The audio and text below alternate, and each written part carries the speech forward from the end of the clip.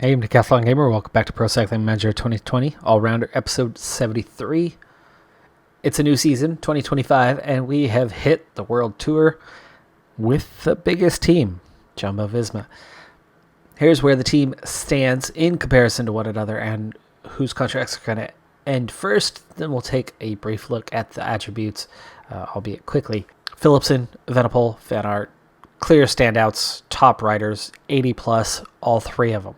Marc Soler, Lutsenko, and Dumoulin right up there in that first tier of riders. That's a good, hardcore 6 riders that will lead us out. And in the comparison of what they do, Philipsen, standalone as a sprinter, he does have some support with Tunison, but he's definitely that individual dominant force there. But Evenepoel, Van Aert, Soler, Lutsenko, and Dumoulin, depending on the race, that is a very, very strong GC contingency. Those guys are going to dominate a lot of races when placed together.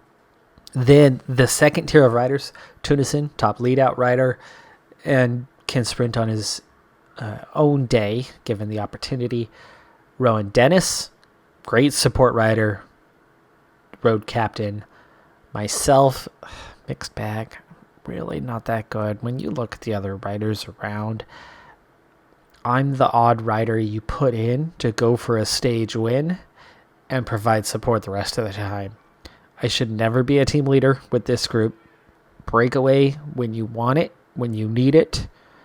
A little bit balanced so I can do a little bit of everything. So if you have a random tour with a lot of different things happening, if I were the team boss, I wouldn't pick me very often for big races.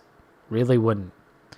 Rusin, back as a teammate again, was a team leader last I saw him. Now I'm a couple levels past him. Puncher, 31 now. Arnsman, young rider, developing. I would pick Arnsman much more often as a team boss than I would pick myself, as he would provide a lot better support. Luis, as a sprinter, even though he's only a 73, you only have a single lead-out rider for Philipsen. I'd bring Luis to sprint races to support to make it 3. Van der Kuij, Bowman. We're getting out of that second tier now and kind of into the lower tier of riders. There are a handful of riders I don't know. Jochen Garcia, I think, is going to be up there as a climber and adds to that depth. Breaking down the team, there are only 3 English speakers, native English speakers, that is. Rowan Dennis, myself, and surprisingly way down here, 34 years of age is not that old, but this has got to be a ton of regression in George Bennett to be just a 71 at this point in his career. A 74, 72 in mountains, 67 resistance. That's not good. That is really not good. And that's a shame for George Bennett as a high-quality rider. I mean, Bennett was coming off a pretty big injury, and he still rode the wheels off of Tom Dumoulin throughout La Vuelta, and was just coming back from that injury, where Dumoulin had been back for many months, riding for a long time. Yeah, not competitively, but anyway. It's going to be tough being a teammate of the rider that I can't stand. Handful of unknowns. Not many young riders on this squad. There's a couple things that stand out, though, in that.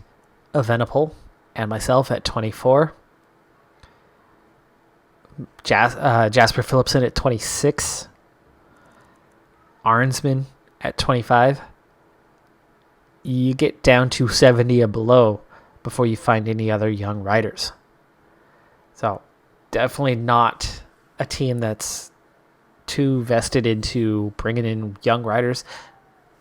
Breaking down this roster, I'm kind of surprised. That they would offer me a contract. I don't fit the Jumbo-Visma mold terribly well. And I definitely think I'm going to be playing teammate a lot this season. And if I stick with Jumbo Visma beyond this season, am I, I only have 3 level ups left. How far am I going to get? 78, 79, but how capable am I going to be? I might not, I don't think I'm going to really top about 78. It's about as high as I'm going to get, I think. We'll see. All right, here's the attributes. Here's that breakdown. Van Aert and myself, Venepol, Philipsen. There's your top flat riders. Mountain. Yeah, I'm down that list. Not at the bottom, though. Punchiness. Lutsenko. Really? Lutsenko ahead of Van Aert? We've got some strength in time trialing, but then it definitely drops off. If they have a team time trial, they'd want another rider who can contribute. Soler Lutsenko can do that better because of the climbing aspect for the tours. But after that, I do kind of fit the bill as the next guy. I'd make myself about 7th choice in that. But if you're diversified and you have 2 large tours and a second tier tour has a team time trial in it, I'd be a top additional choice with whatever leader. So there's one place where I excel. Cobble rating, yeah, Van Aert, obviously. Tunison's pretty good. Still, that's one of my only 2 attributes below 70. We're going to have to commit to that on the next level up. Not a good thing. Probably not. To get that Northern Classics up to a 70. What am I going to get out of that? Sprint. Phillips at 84. Man, oh man, we need a couple of sprinters to help him out. And these guys aren't bad. I mean, Van Aert, obviously. And Tunison and Loish. Rusin was our sprinter a couple seasons back. And then me. So there you go. I could get that role, especially on a tour where you bring your sprinter and a support guy or 2, but then you focus on the stage racing aspect. I have a couple windows into the team, but definitely not top choice in any of those. Strongest downhill rider. There's that opportunity to get breakaway stages. I think a Venepol this far into the game should be higher here. I think in real life, I think a Venepol could be a Grand Tour champion. I think it's absolutely possible. I think Van Aert, what he showed this season, I think Van Aert could be a World Tour champion in a couple of years. I mean, if Roglic can do what he did and develop the way he did, I think either one of those guys could be the best in the world. I think Van Aert was the best in the world this year overall. Rider of the season, hands down for me. I'm up there in a lot of ways. 7th, 8th, consistently. That'll give me a ride here and there as a domestique or Baradur. I think I don't stand a chance of being the leader at any point in time. Shouldn't be, anyway. Before we start the Tour Down Under, my first race of the year, Alaphilippe went to Israel Startup. Roglic left Jumbo-Visma. He headed to UAE Team Emirates. That puts him alongside Pogačar, his fellow countryman. Soler coming to Jumbo-Visma as his replacement. Lampard, Alpecin-Phoenix, Kung, Groenewegen both moving to Decathlon. Pedersen to Mitchelton Scott. Mobak makes the list. So another former teammate makes the list, going from Israel Startup Nation after just one season, I believe, and goes on to Ineos. I'm not far off that list. If Mobak's on that list, I've got to be just a couple names below, which is surprising, but that's where we're at. Usually by this point in a career, this is about the last season that I would normally do, and we'd be at the top of that list if we had transferred. But, different playthrough, different challenge. All right, so I've got you riding with me as Epsi, aka Pepsi, has taken over sponsorship of one of the major teams, one of the World Tour teams. But this first race, it's only a sprint stage. And of course, last season we started getting used to bypassing a lot of these type of races. And I think that I will bypass a fair amount of those again this season. But it's the first race with a World Tour team. I'm curious to see where I end up, what they have me doing, what is my role with the team. Boss is happy with me as we just got started. I have a 96% evaluation. So if I have any chance of team leader, it would come at a time like this. Also of note, as it's loading up, I was listed as potential for team leader for teammate requests. So apparently I made the list of team leaders for this team. Of course, the top 6 are obvious choices. After that, you can still have 2 or 3 more that would come in as leaders.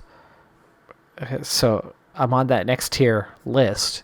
I am about 9th in terms of average on the team, so I suppose I just made that list.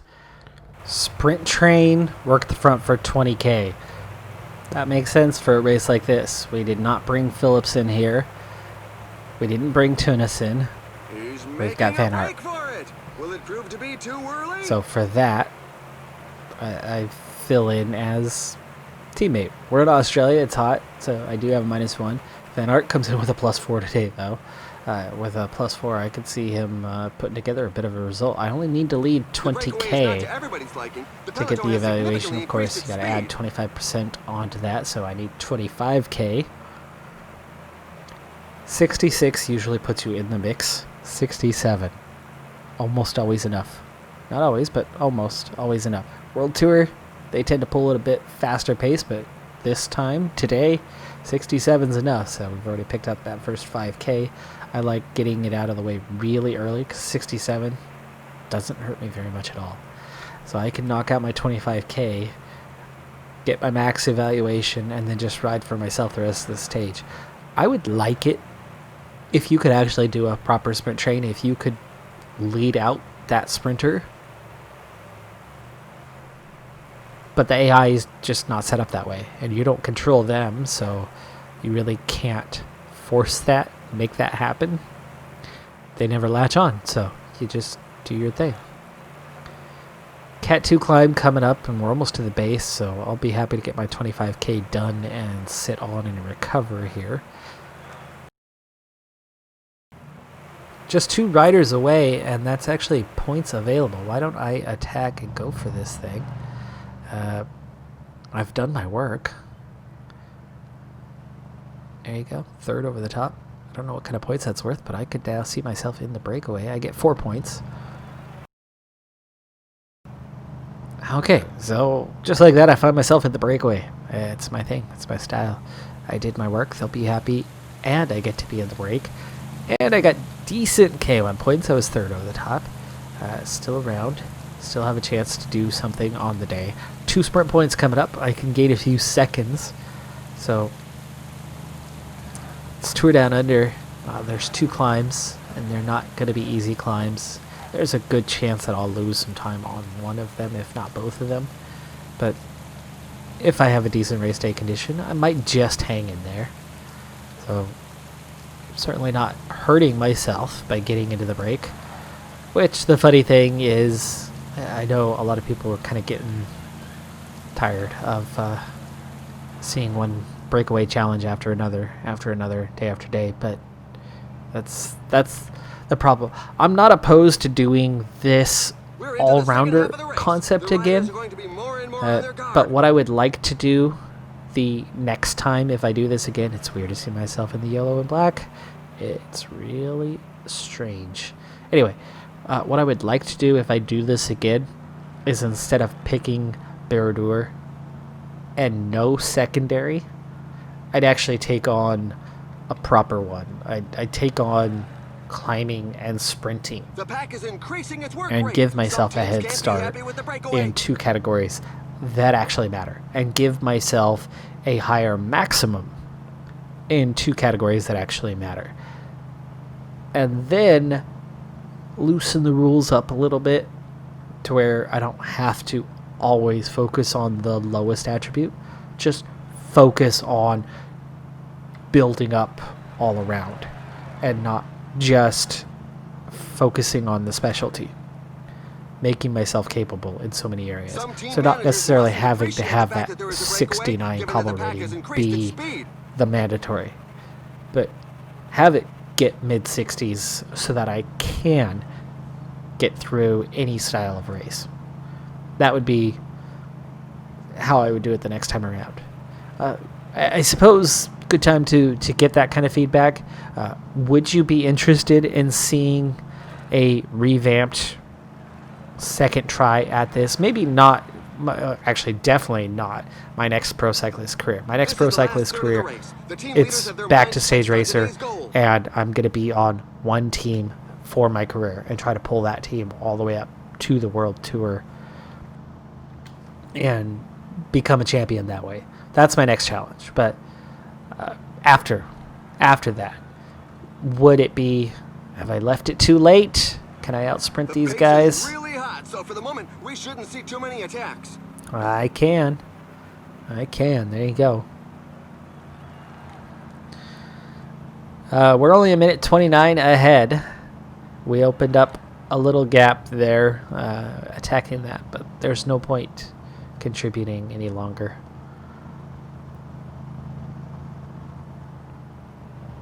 Peloton's going to pull us back. I'm going to save my energy for the end. Let's go ahead and get water one final time. 40k left in the stage. They're not working either. It's Remy Cavagna. Surprised I beat Cavagna.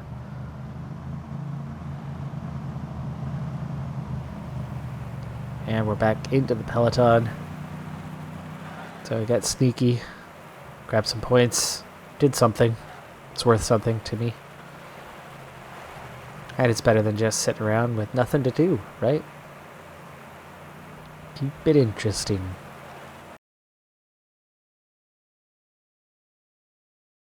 There was a split in the Peloton, and it did not all come back together. In fact, it barely came back together at all. We have 70 riders left in the Peloton with 4.5k to go. Now 65 as it splits again. Van Aert and I are the only ones from the team that are here. This hurts Rowan Dennis and his chances at the overall. I don't think really anybody else stands to be in place for anything. 2k to go. Let's go 99 here, 98. This is a little early. This is a little early for the sprint. Will I hang on? These guys went super early. It's World Tour. These sprinters can go faster and longer. I run out just over 100 meters from the finish, but I still squeeze my way into the top 10 among good sprinters. Deniz, Rezanico, Buda for the top 3. Van Aert, who was on a +4, only finishes 11th. He finished behind me. So apparently I did time it pretty well. I was planning on going 300 or 400 meters later. So coming up just short on the energy going when I did. Apparently actually it helped the result. All the way down to 122nd, still end up on same time despite the split. And despite the split happening almost 20 kilometers before the end of the stage. But there you have it. It's all back together again. First distinctive jersey worn in the World Tour. 40 points for that one. That's going to be a level up. Exceptional evaluation. That's another 13 points. And it's first in the points classification. Really, I got enough for that. I didn't think 9th place would be enough. But there it is. Our first of the final 3 level ups. We only have 2 more to go after this. Level 37 is the cap. So we have another level up at 34. And then finally at 37.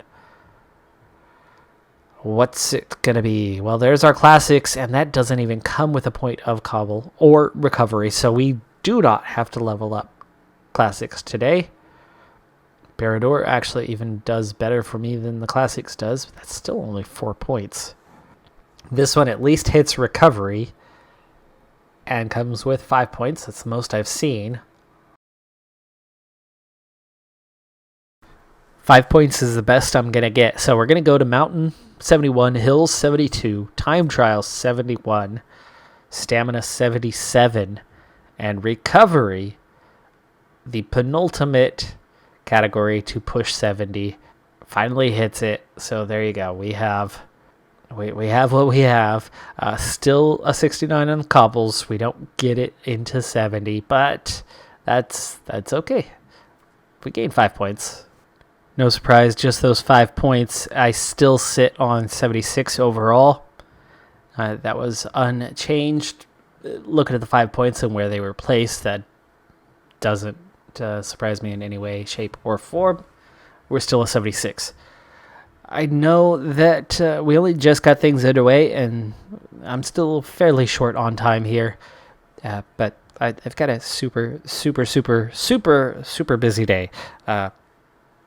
I own the daycare, as most of you know, and our Christmas program is today, and instead of doing it live in person, we first were going to do a virtual thing, but it ended up being so much easier to just work on everything over the previous weeks and months, put it all together, film it, and then use my skills with the channel to put that all, piece it together, edit it, and get it to families that way.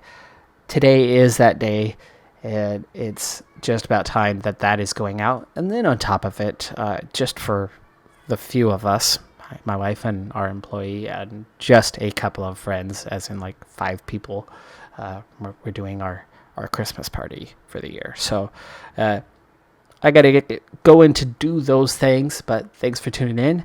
Welcome to the new season. Jumbo Visma.